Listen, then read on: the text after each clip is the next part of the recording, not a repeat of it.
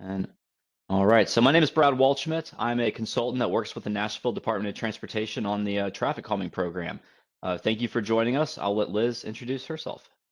Hi everyone, I'm Liz Tufnell. I also am working with Brad and NDOT on the traffic calming program, and I'll be monitoring the chat room tonight and making sure that all of your comments and questions will get addressed. Excellent. So what we'd like to do for everybody is go through about a 10 or 15-minute presentation on the traffic calming program at Redmond Lane and some possible tools that we can use to maybe manage some vehicle speeds along Redmond Lane. And then we'll kind of talk through the process of how the traffic calming program for Redmond Lane will kind of work. That'll be about 10 or 15 minutes. Then after that, we will stay on as long as we need to for some questions, answers, feedback. So if you want to wait till the end to ask some questions, we can certainly have people come off mute and ask. If you want to ask questions during the presentation, if you would, I believe there should be a chat tool in the bottom right corner of this WebEx. So you can also type those questions in to that chat. Either way, we want to make sure we get your questions answered. So we'll go ahead and start this presentation. Let me see if I can go ahead and share my PowerPoint.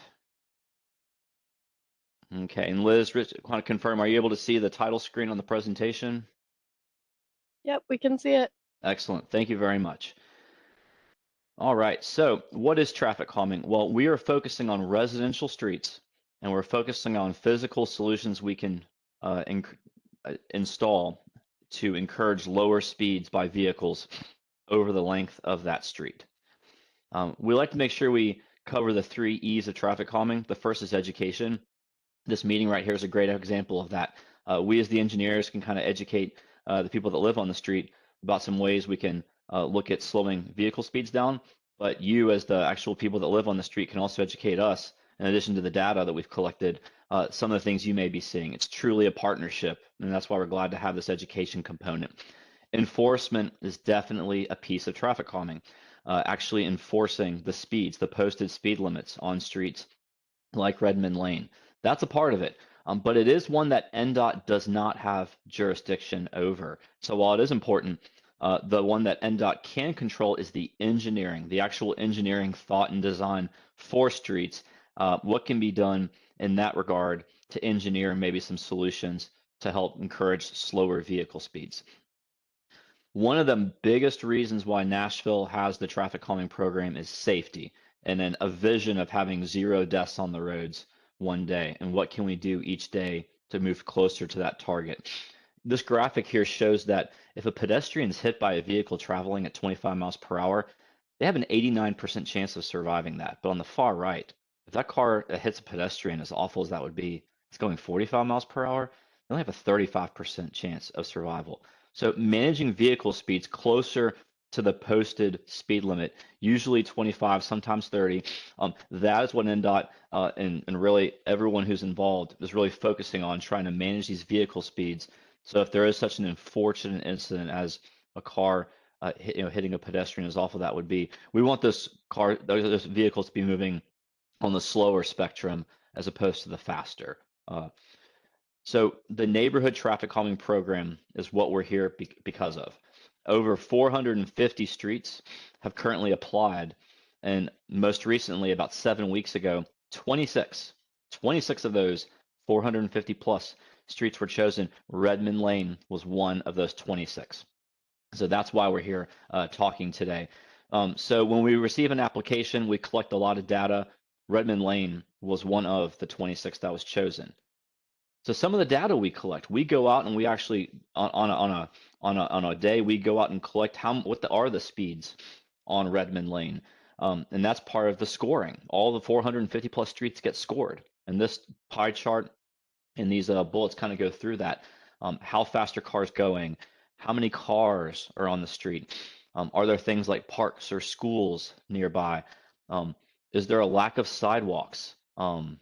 And then have there been pedestrian injuries or even worse, pedestrian fatalities on the street in the past 10 years? So for all 450 plus streets, they get this data collected and scored. And this most recent time, so about 7 weeks ago, Redmond Lane scored in that top 26, and that's why we're here today to talk about Redmond Lane. So we are here talking about Redmond Lane up from the signal there at Holt Road to the Williamson County City of Brentwood line. So we are stopping the project because this is a Metro Nashville program, and so we are stopping there at the county line. But that is the section of Redmond Lane we're talking about. And as you can see here, this was the day, this particular day that we counted. You can see the 85th percentile speed, which is a pretty typical traffic engineering measure of speed. It was 40 miles per hour. You can see here that how many cars per day were traveling on Redmond Lane on that particular day. So what we hope the traffic calming program can achieve is moving that 85th percentile speed lower, decreasing it from 40 miles per hour, closer to the posted speed limit. So again, here's a map, sort of visualizes the section we're talking about. Again, Holt Road, through Stone Run Drive, through Redmond Court, and then stopping there at the City of Brentwood limit, because this is a Metro Nashville NDOT project. So this is what we're focused on right here. So let's talk about some of the options, or what we call the toolkit. What are some things that we could do to work to calm speeds by vehicles? One of the more popular ones, one of the more common ones, are these speed cushions.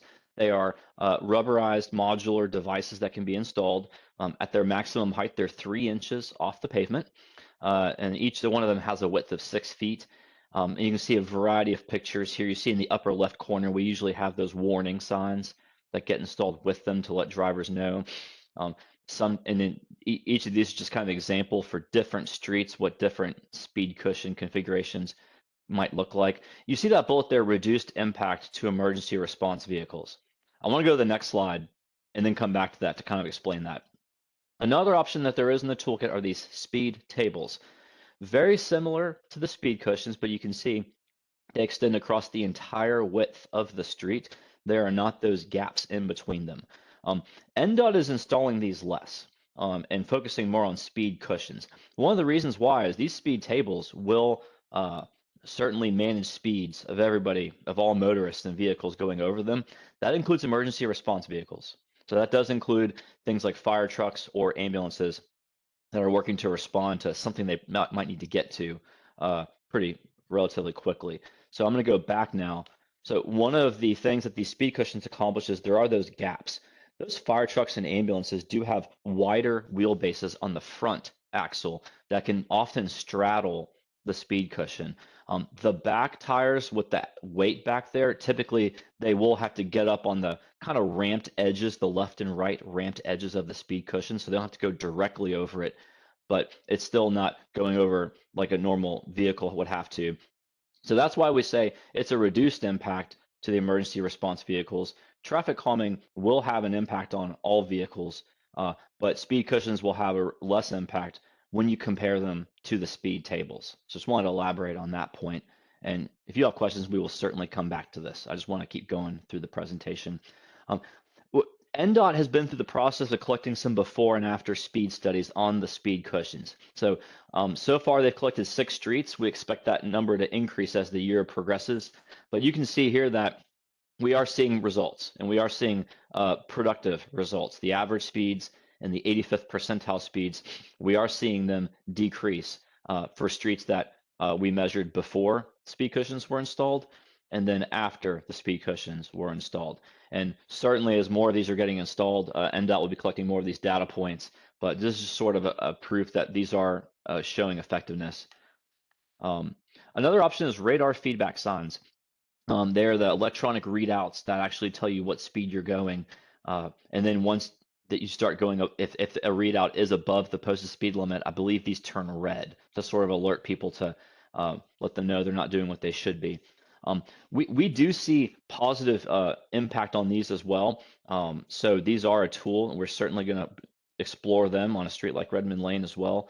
But sometimes they're effective and sometimes they're not. It really truly matters street by street. So it's something we're going to consider, but we're not always looking at radar feedback signs for every street. But it's definitely a tool in the toolkit.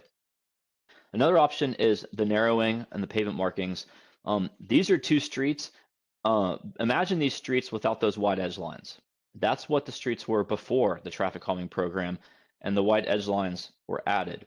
One of the things is that very wide piece of pavement can seem very comfortable for a motorist, and that comfort can sometimes lend a motorist to want to feel more comfortable driving faster, which we don't want. The wide edge lines can have a positive impact on reducing speeds, even just by providing that visual narrowing effect for a motorist on their eye line, their eyesight. So again, it's not the only tool, but it is a tool that often is effective and can be good on some wider streets in Nashville. So that's one tool. We also do consider traffic circles. These are like roundabouts, but much, much smaller. If we can fit them into an intersection without widening pavement at all, it's a tool that we will consider. We don't have many of them or design or install many of them, but every once in a while there is a location where it makes sense. But we just want to make sure we cover this one. And I think this is the last one we want to cover here in the toolkit. We do look at things like bulb outs on the left picture there, showing those white vertical flexible bollards, again, to kind of show that narrowing effect for a motorist's eye line. We are using those in some parts of Nashville as well. And then on the right is a chicane where cars essentially, the motorists must turn their steering wheel right and left to stay in their lane. That turning of the steering wheel often has a natural calming effect, as opposed to just going perfectly straight in a car or a vehicle. So these are also options that we have a few of in Nashville, so we like to make sure we cover them. There are some things outside of traffic calming we'd like to make sure all participants on these calls are aware of. Hub Nashville is a very good resource. You can call 311 or go to hub.Nashville.gov. This is for things that aren't traffic calming, but you feel like someone needs to know about. That could be requesting a new sign. If you think there needs to be another stop sign somewhere, something at the traffic signal, say Bolton Redmond or some other traffic signal, just something doesn't look right, or if there's anything you think you need to know about that the NDOT or Metro Nashville needs to know about, Hub Nashville is the tool. But if it's traffic calming, we're here. We're your people. Anything else though, Hub Nashville. We also like to make sure we highlight if you have any questions about sidewalks or walking or bikeways, Anna Dearman at NDOT is your contact.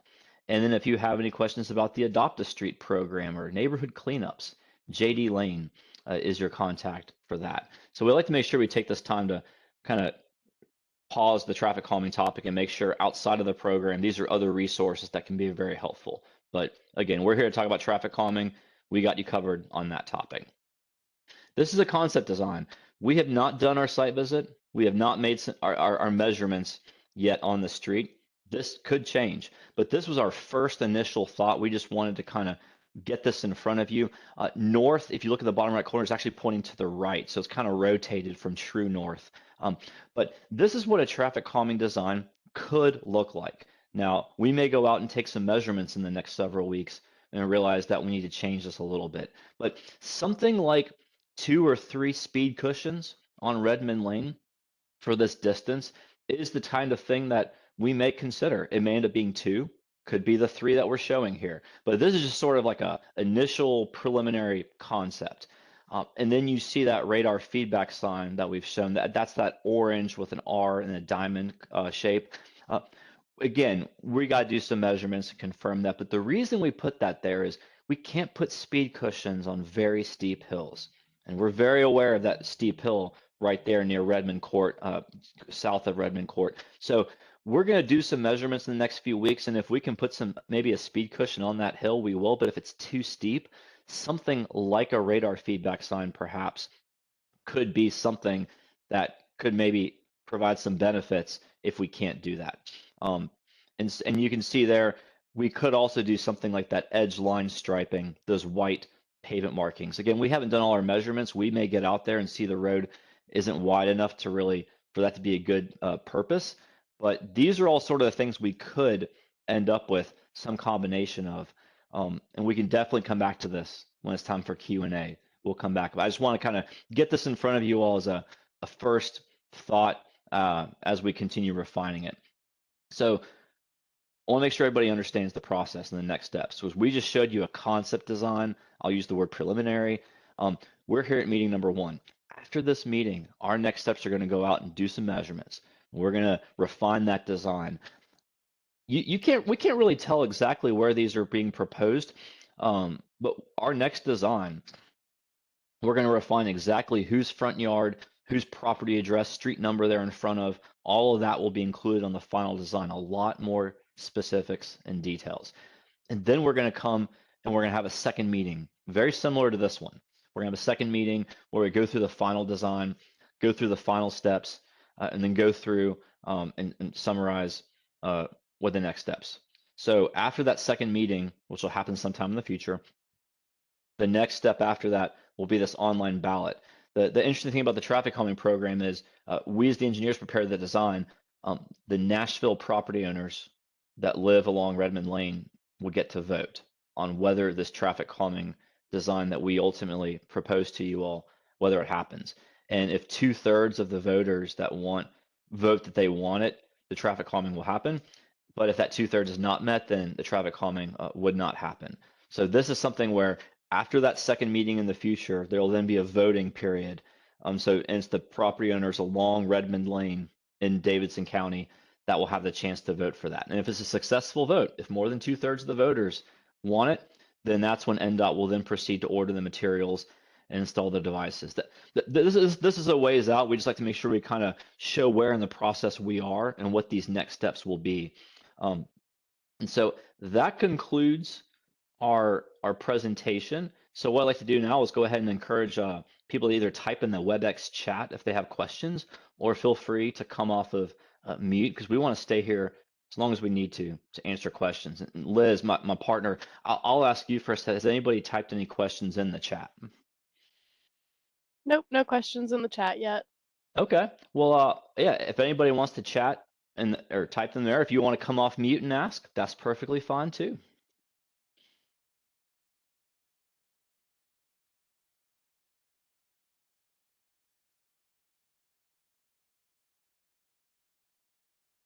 Hey, this is Mark Jones. I live on the corner of Redmond Lane and Redmond Court. Hey, thank you so much tonight for just going over the different options, some that we haven't even thought about. I do know that the cushions, even though I don't like them, I really think that would calm the traffic down through here. I was shocked to see the number of cars that you said went through here every day, with around 3,700.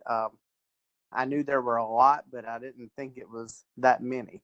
So great information. Absolutely. Well, we're glad we could provide that information.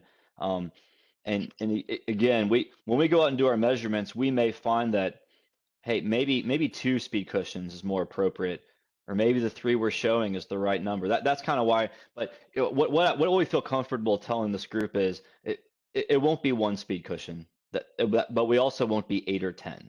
This range of 2 to 3 locations on this length of street is a good, I guess, estimation for what we would do. Yeah, we do have a lot of motorcycles on this street. Would they be able to go through the middle of the cushions?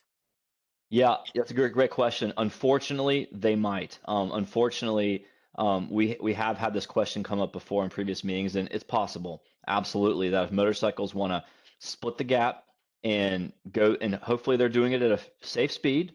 But either way, motorcyclists can shoot the gaps on the speed cushions if they choose to. Again, I think NDOT, we acknowledge that that's a possibility. We typically still prefer them because they do have less of an impact to those wider emergency vehicles compared to the speed tables. So that's a trade-off we definitely think about, but oftentimes we prefer the cushions when we compare the pros and cons with each other. Great. And the only other item that I was thinking about on the hill probably wouldn't be the best idea, just because it's hard to get up that hill anyway when there's ice and snow, and it probably would be impossible to do that if there happened to be a speed cushion going up the steep hill there. Right. Yeah. And the fact is that the vendor that NDOT purchases these rubberized materials from, there is a warranty, and it voids the warranty if these are installed on too steep of a grade. So otherwise, if it's too steep, then after enough cars going over it, it could shear off because these things get bolted into the road. So I can assure you, we will not install these on a hill that's too steep simply because we want to make sure NDOT's protected with that warranty for these materials. Hey, thank you for the information tonight. Happy to help. Yeah, anybody else have any other questions or comments? Yes, my name is Mary Alexander. I live across the street from Mark. And I was surprised that the speed, average speed was not higher. These people love to race up the hill and they love to race down the hill. And I would say the average in my mind is more like 50 miles per hour, Gotcha. not 40. Yeah, and I'll be honest, I would have to look at our data. It's very likely that we would have counted either just south of Stone Run Drive or counted just north of Stone Run Drive. And so it's I wonder if people on that hill closer to Redmond Court, if they might even be going faster, but because of where we did our count location at, maybe we weren't obtaining at that location. Just a thought. Correct. But coming down the hill, there is a sign that says 20 miles per hour, limited sight distance, or, driveway or whatever. So the speed limit is 20 coming down that. It's supposed to be 20 coming down that hill. Yeah, so if it's a white sign, it's a speed limit sign that's enforceable. If it's a yellow speed limit sign, it's just a warning and a suggestion. It's not actually a speed limit. I think it's yellow. Okay, so it's more of a warning to motorists that 20 miles per hour is what should be driven. But I think as the data shows, and as we're hearing here tonight, cars are not doing that. But what we feel like will happen is with some of these traffic calming measures shown on this concept design, we do feel like that will have an impact on the speeding. And I feel like the closer we can get to that hill with the speed cushion, the better. You know, that's well said, and you have identified what we plan on doing with our measurements. We will go out now. We don't put these speed cushions right in the middle of intersections, so we won't put it right there in the middle of Redmond Lane at Redmond Court. Right. And we also don't put them right in front of people's driveways. We try to put them 25 feet or so away from anyone's driveway. So, but when we're doing that, we do look to see how far up the hill can we get before it's too steep. And so that's part of what we'll be doing is, so that, I guess, the speed cushion symbol, that trapezoid with a C that's just north of Redmond Court, we may consider, can we push it a little further south? That's the kind of thing we'll be going out with our tools in the next several weeks and doing some measurements. But I do like the speed cushions. Okay, that's very good feedback. Hello, this is Amy Jordan. I'm with Mark at the moment, but my house is on the hill, and my issue is just to make a right-hand turn to get out of my driveway, I have to make sure no one is coming south, coming up the hill. Mm-hmm. If I turn out and somebody was coming up the hill, I've been passed multiple times from someone coming down the hill. They just go ahead and pass because I can't see. I mean, you can't see who's coming down the hill. I don't know if there was a light or something that could signal that somebody is up there coming that direction. But that's my issue, is just pulling out of my driveway. I have to make sure no one is going south. No one is coming toward the hill. And otherwise, that gives them the opportunity to pass me because I'm only going 20, 30 miles an hour pulling out. Gotcha. And again, thank you. I appreciate you all looking into this.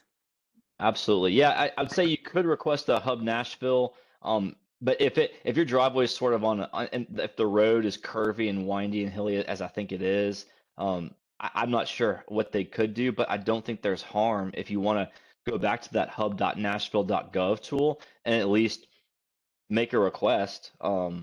That's certainly, you're right as a citizen to use that tool. I'm not sure what solutions they might have, but couldn't hurt if you want to try that.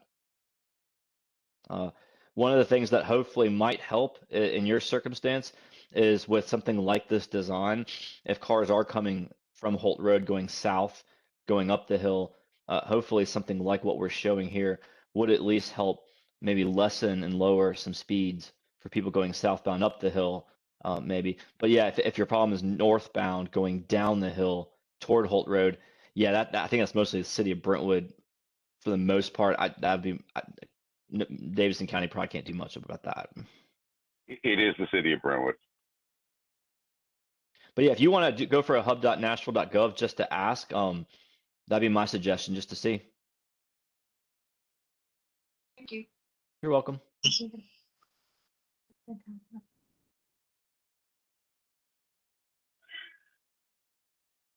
No, Brad, thanks. Brad, oh yes, Councilmember Swope, yes. I was just saying thank you for hosting tonight, and I'm being beckoned to dinner, and happy wife, happy life. So I'm going to pop off. Absolutely. Thank you, council member. And I think I heard one more question. So Yes, sure, I yeah. do. I also live in the house with my husband, Mark. I will say the option with just saying the speed is not ideal, just because we have small kids and they play in our yard and they fly. It's a runway down this road, no matter what time of day it is. And just no one's going to look at that and go, oh, I need to slow down. They just pass you. They will pass. They've almost slung into our yards because they're passing people. So that for us would probably be, it wouldn't be helpful. I just to voice something that we notice. I'm home all day, so I notice these things. And I don't think that just advertising or flashing speed, the people that do go on our roads so quickly would probably like to see how fast they can go. Unless it was going to issue a ticket, it would be fun.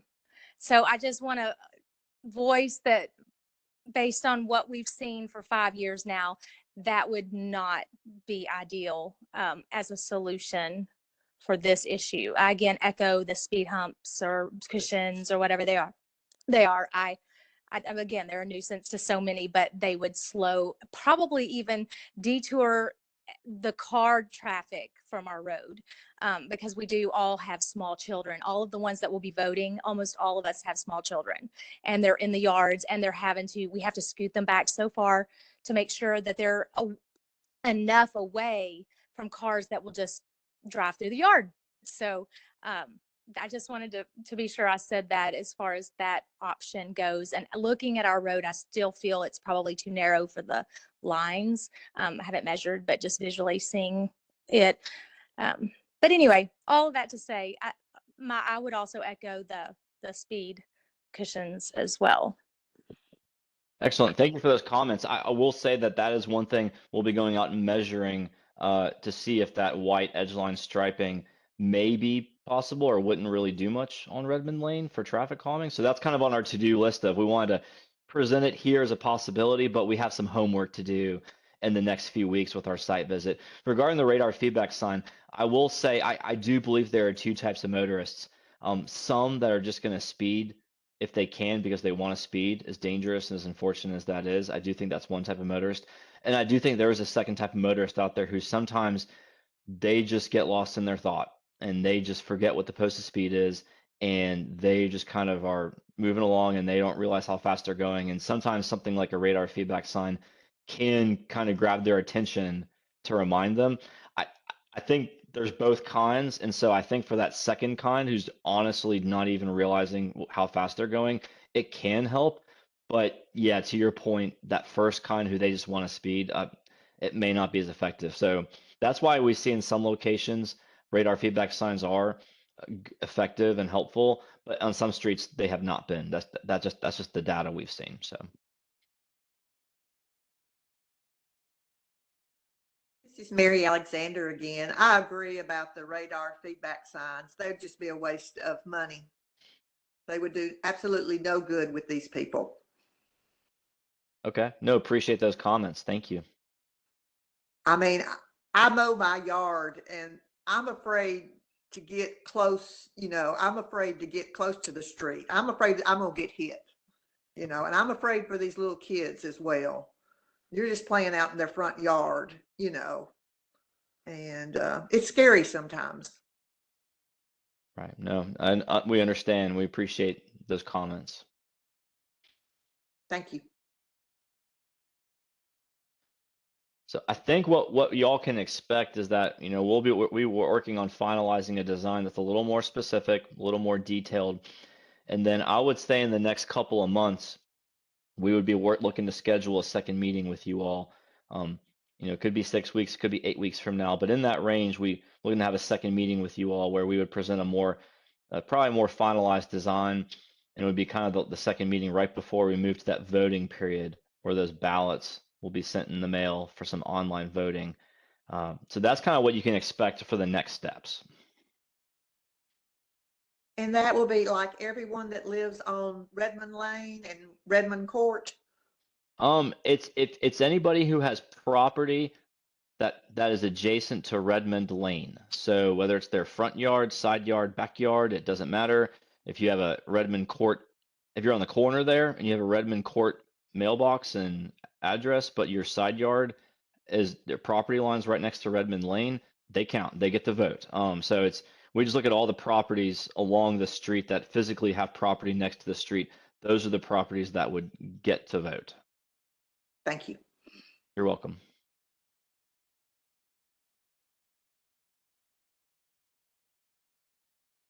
We appreciate it. We don't want to rush anybody off though. Any other questions or comments? No, we're good. Thank you so much. Okay. Well, we really appreciate your time and hope you all have a good rest of the evening, and we'll be in touch with you later this spring. Yes, thank you, everyone. Thank you. Thank you. Bye-bye.